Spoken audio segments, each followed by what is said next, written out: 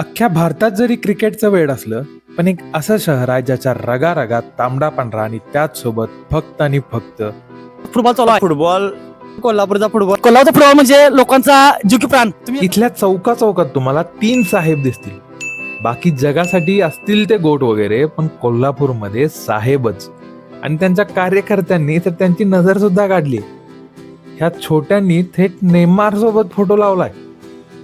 आणि कोल्हापूरचं हे प्रेम काय आत्ताच नाहीये बरं.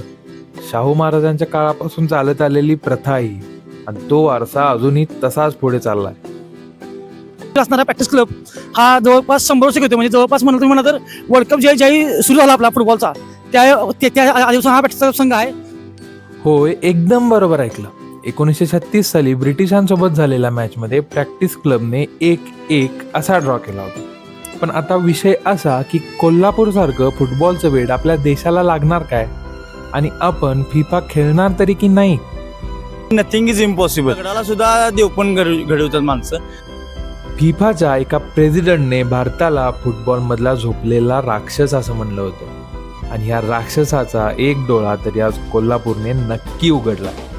आणि आता दुसरा डोळा उघडणं हे पूर्ण भारताच्या हातात आहे. कारण जर का हा राक्षस जागा झाला तर अख्ख्या जगाला दाखवून देईल आपण कोण आहोत.